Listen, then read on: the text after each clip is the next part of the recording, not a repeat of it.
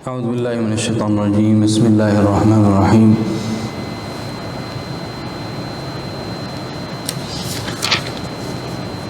قال قرينه ربنا ما أطغيته ولكن كان في ضلال بعيد قال لا تختصموا لدي وقد قدمت إليكم بالوعيد ما يبدل القول لدي وما أنا بظلام للعبيد يوم نقول لجهنم هل امتلأت وتقول هل من مزيد وأزلفت الجنة للمتقين غير بعيد هذا ما توعدون لكل أواب حفيظ من خشي الرحمن بالغيب وجاء بقلب منيب ادخلوها بسلام ذلك يوم الخلود لهم ما يشاءون فيها ولدينا مزيد. We continue now in Surah Qaf from ayah number 28. And everything we've passed so far had to do with, in the last passage, the different developments of the human being, the insan, in the grave, and then the soul of the insan being taken, and then the angels receiving that soul, what death is like, what the development of the barzakh is like, how a person sees, how a person's vision is clear. Right? Allah Ta'ala says in ayat 28 that his close companion in evil, the shaitan, the qareen, the shaitan will say on that day that, O Lord, I did not make him transgress, rather he himself was lost in uttermost misguidance. So the shaitan is not responsible for human choice.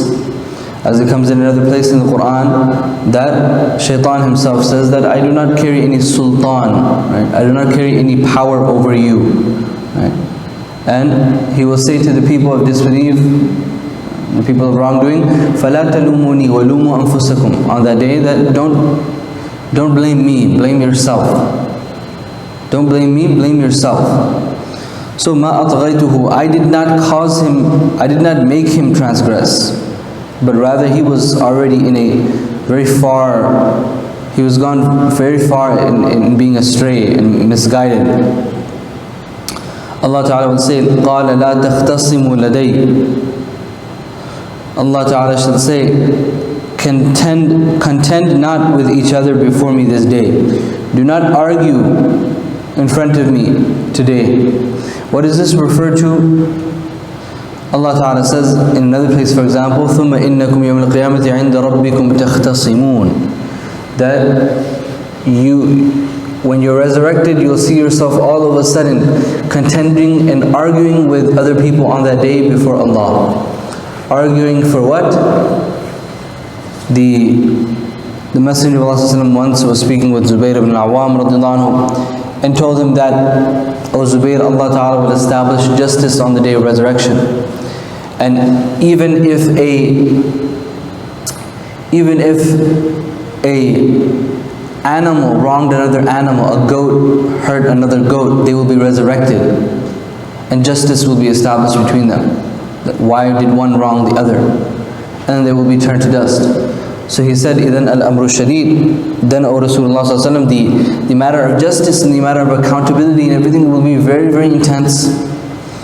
So then the Messenger of Allah said yes. And then he asked him about this ikhtisam. What is this ikhtisam? This quarreling that will happen, this argument that will be taking place, that everyone will be... It will be that people will be fighting and taking others to court for their rights in front of Allah. They'll be arguing that this person wronged me, that person wronged me, right? And they will be arguing about that. Over here, in this passage, it also refers to, well, when the people will try to argue with the shaitan, or not just the shaitan, they'll blame the idols, or not just the idols. Weak people will blame strong people. Poor people will blame wealthy people. Right? And they'll say that they made us astray. Hum adalluna. They made us astray. As it comes in another place in the Quran, right? People will try to blame it on other people. So Allah Ta'ala will say to them, don't argue in front of me. La تختصموا لدي. La تختصموا لدي. Do not argue and contend in front of me. وَقَدْ قَدَّمْتُ إِلَيْكُمْ بِالْبَعِيدِ I have already conveyed to you the advanced forewarning. I already gave you the warning. مَا يُبَدَّلُ الْقَوْلُ لَدَيْ And never shall the word be altered by me. Allah Ta'ala's word does not change. What does this mean? Allah Ta'ala's justice, Allah Ta'ala's law, Allah Ta'ala's rule, that does not change. His ethics do not change. مَا يُبَدَّلُ الْقَوْلُ لَدَيْ What He said, that He warned us, disbelievers will go to Jahannam, wrongdoers will go to Jahannam, that will not be changed. مَا يُبَدَّلُ الْقَوْلِ لَدَيْ You cannot get a second chance now. وَمَا أَنَا بِظَلَّامٍ لِلْعَبِيدِ Nor do I ever wrong. وَمَا أَنَا بِظَلَّامٍ لِلْعَبِيدِ Nor do I ever wrong any among my servants in the least. That Allah Ta'ala never wrongs. Right, so this is something, we establish in that when Allah Ta'ala, if He rewards and has mercy, then that's His fadl. That's His grace. And if He punishes, then that's His adl. Okay? So if He rewards, that's His fadl, and if He punishes, that's His adl. What does that mean? How will people go to Jannah? The Messenger of Allah told us that not a soul shall enter Jannah by their own amal. Rather, they will enter Jannah by إِلَّا أَن يَتَغَمَّدَنِ اللَّهُ بِرَحْمَةٍ مِّنْهُ وَفَضْلٍ They asked, oh, even you, Rasulullah Rasulullah said, even I will not enter Jannah by my own actions. Right? Now, this is something really to think about. Why? Because what's the greatest success? We as human beings like to assign ourselves to our success. What's the greatest success that a human being could achieve? That they made it to Jannah. Even that the human being will not be given the right to do. We're very weak. You don't even have the right to say, I made it to Jannah because I made it to Jannah. No. Everything, even you'll be reminded at that moment, you enter into Jannah, don't be arrogant. Even you're entering into Jannah, why? Because of Allah's fadl. Because of Allah's mercy. Right? So it humbles a person. So, إِلَّا أَن يَتَغَمَّدَنِي اللَّهُ The Messenger of Allah said that Allah will, unless Allah encompasses me with His mercy, وَفَضْلٍ and then even more grace, unlimited grace. Fadl is unlimited grace, the grace which it has no limit. Mercy that has no limit, that's fadl, and it's always extra and it's overflowing. But when He punishes, then it's adl, then it's just. He never wrongs. So if He punishes, it's justified. Allah Ta'ala does not wrong. Then it will be said on that day, يَوْمَ نَقُولُ لِجَهَنَّمْ On that day we shall say to the fire of hell, هَلِمْ تَلَأْتْ Are you filled? And it shall say, وَتَقُولُ هَلْ مِن مَزِيدٍ And it shall say, are there any more? Are there any more? And what do we know? The Messenger of Allah told us about Jahannam, that the Jahannam has a type of character. Jahannam has a character. It's that it will come roaring. Right? It comes in another surah as well. It will come roaring. It will come roaring on the day of resurrection. Right? It will act as if it's hungry to take more. And it would consume all of creation. It can and would consume all of creation. Until what will happen? The Messenger of Allah tells us in a hadith that فَيَضَعُ رَبُّ الْعَالَمِينَ فِيهَا قَدَمًا That Allah Ta'ala will say to Jahannam, have you been filled? The Jahannam will respond, I want more, give me more. هَلْ مِن مَزِيدٍ حتى يضع الجبار فيها قدمه فتقول قط قط Until Allah Ta'ala, as the literal translation, what it means, Allah Ta'ala will put His foot in the fire. This is not, we don't understand this literal. Why? Because we do not assign body parts to Allah, right? Of course. We do not assign any body parts to Allah. But this is an expression that Allah Ta'ala's mercy will go forward then. Even there Allah Ta'ala's mercy will show. Right? Because the fire would want to consume more. Allah Ta'ala's mercy will stop the fire from wanting to consume more. And Allah will stop the fire, and the fire will say, qattu, enough. Enough and enough. We also learn of the nature of the fire, which is that it just wants to consume more. It wants to consume more. It wants to take. And this is the nature of Jahannam, that it takes and it takes, and it consumes, and it has nothing to give. As it comes in a hadith, that the people of the fire, their skin will become so layered and so thick that it will be like 40 dhira'an. It will be like 40 arms, 40 arm lengths. Their skin will become so thick because of the punishment, because of the fire.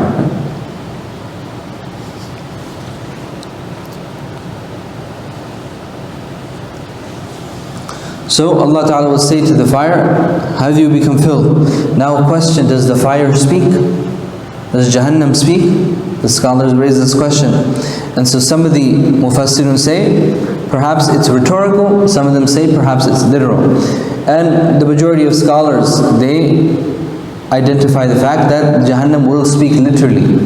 Jahannam will speak literally. And there's nothing that can go against that, right? Not logically, there's nothing that can go against that. Halim talat, the Jahannam itself will say to Allah, Hal min mazid, is there any more? Right? This tells us then that Jahannam has a nature, it has a character. Then, وَأُزْلِفَتِ الْجَنَّةُ لِلْمُتَّقِينَ غَيْرَ بَعِيدٍ. Right after this, Allah Ta'ala cools our soul and tells us about Jannah. He says, yet the garden of paradise shall have been drawn near. وَأُزْلِفَتِ الْجَنَّةِ. Uzlifat means for something to be brought near. Jannah will be brought near, قُرِّبَت, it will be brought near لِلْمُتَّقِينَ, for the God-fearing. غَيْرَ بَعِيدٍ, not far from their sight. So they'll see paradise. They'll be able to see paradise. They'll see where their final abode is. هَذَا مَا تُوعَدُونَ. Why? So then it will be said to them that this is the fulfillment of all that you have been promised. This is what you were promised. Right? This is what you were promised.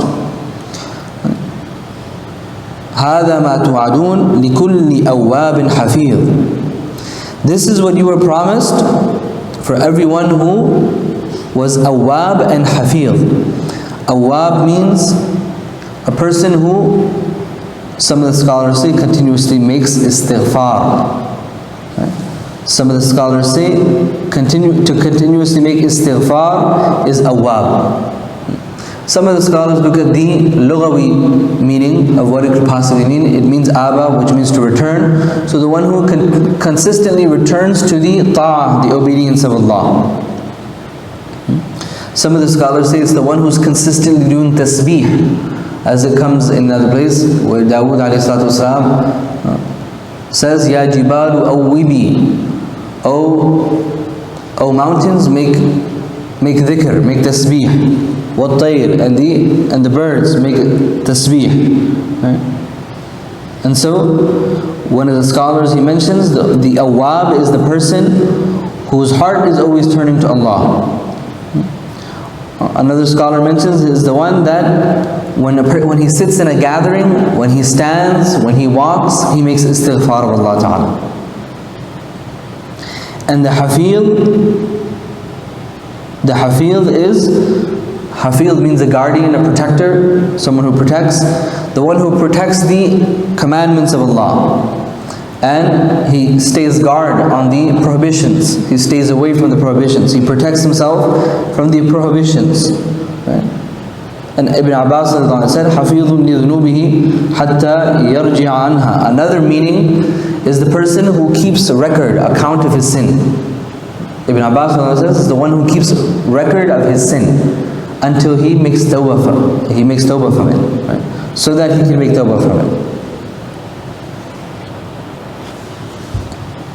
من خشي الرحمن بالغيب وجاء بقلب منيب.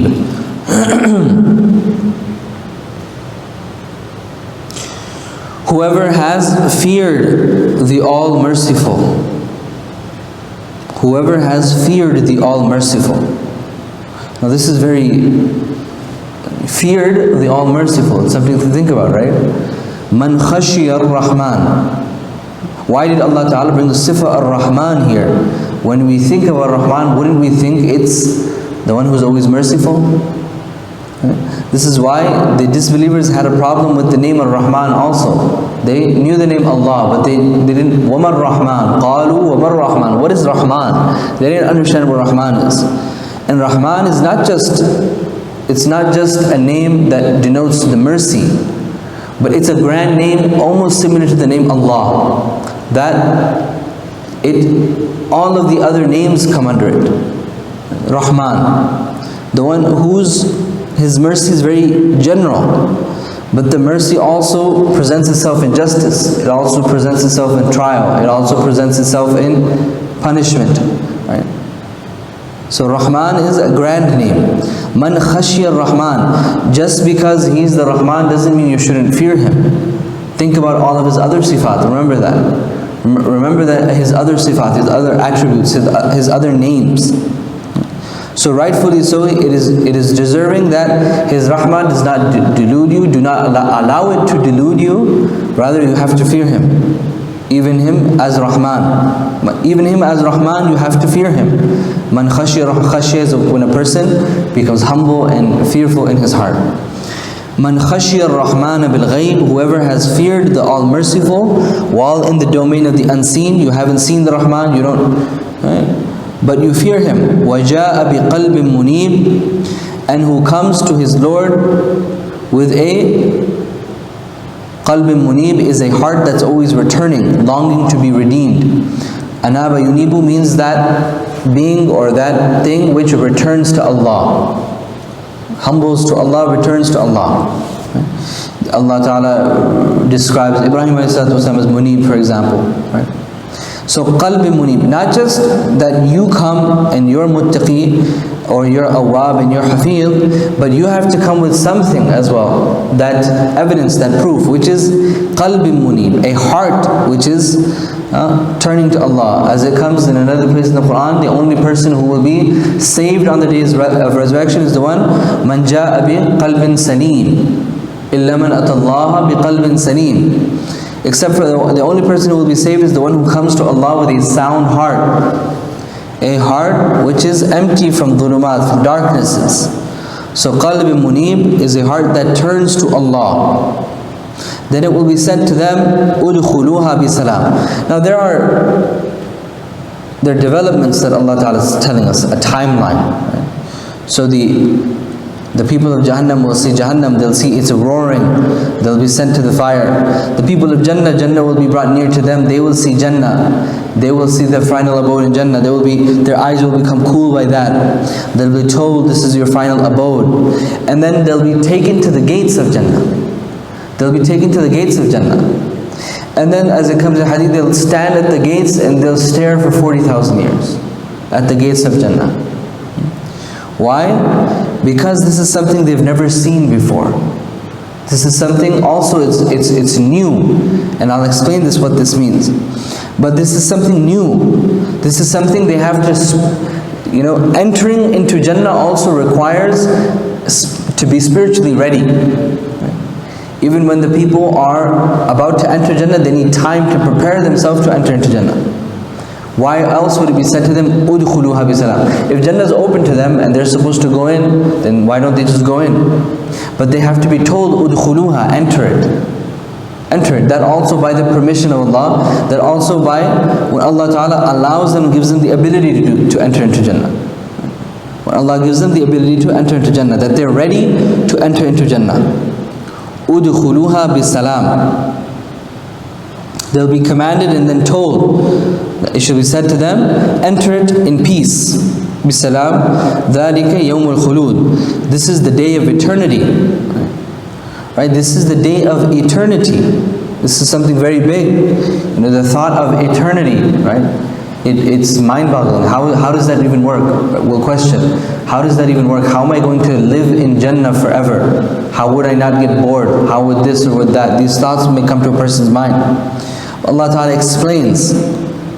Allah Ta'ala explains what the experience of Jannah is like day after day. لَهُمْ مَا يَشَاءُونَ فِيهَا وَلَدَيْنَا مَزِيدٌ. It shall be said to them, enter it in peace, this is the day of eternity. For them therein shall be all that they could ever wish. لَهُمْ مَا يَشَاءُونَ فِيهَا. For them therein shall be all that they could ever wish. Right. So then how does that work? وَلَدَيْنَا مَزِيدٌ. Allah Ta'ala says, and yet with us is even more. Yet with us is even more. Meaning their ni'mah, their blessing will always be increased. Why will it be increased? Because Allah's name is Khalaq. He is continuously creating. Right? Jannah is created. Our being in Jannah, just because we're in Jannah doesn't mean we're no longer makhluk. We're still makhluk. We're still Allah's creation. Allah is still our Lord. He's still above us. Right? So Allah will be creating continuously new things for us. Right? The same way in this life, the experiences of joy, they're continuously being created for us. We taste it just a little bit in this life, just a little bit, but very limited. That certain joys are continuously created. You see them over and over again, but they make you happy still. Or certain tests, right?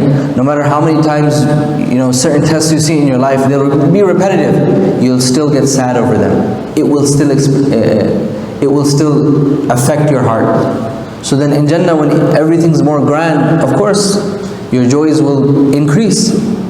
It makes sense. Allah Ta'ala will increase them. He will create for you desires, and then those desires will be fulfilled. And He will continuously be creating and creating. Khalaq. And then your experience in Jannah will be enhanced over and over and over again. وَلَدَيْنَا مَزِيدٌ. And we have yet more in store for you. More. Right? So the scholars, they compare, and this is very unique and beautiful in this passage. Mazid came over here, and Mazid, the word Mazid also came in the context of Jahannam. Jahannam also said, is there more? Is there Mazid? I want more. And Jannah also, the environment of Jannah is also, we have more. It's different, right? Jahannam wants to take more. In Jannah wants to give more. Right? So a person who has the quality of the people of Jahannam, his only quality is to consume and take more.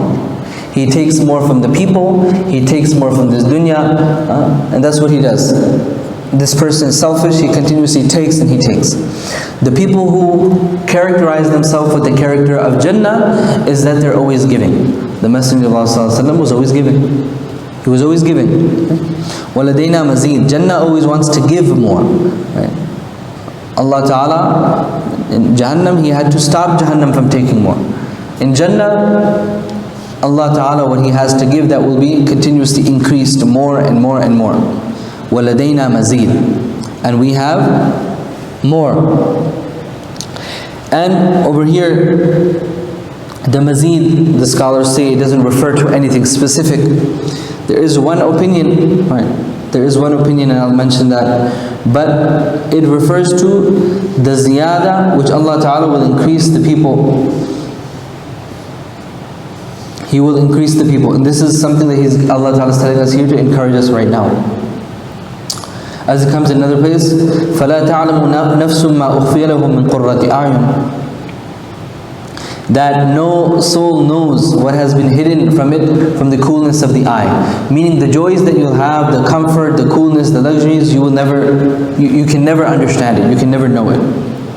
Allah Ta'ala said, the Messenger of Allah said in a hadith Qudsi, that Allah Ta'ala says, أَعْدَدْتُ لِعِبَادِيَ الصَّالِحِينَ مَا لَا عَيْنٌ رَأَتْ. That I have prepared for my pious servants, my righteous servants, what no eye has ever seen. وَلَا أُذُنٌ سَمِعَتْ. Nor what any ear has heard. وَلَا خَطَرَ عَلَى قَلْبِ بَشَرٍ. Nor has it ever come across the heart, the mind, the thought process of a person.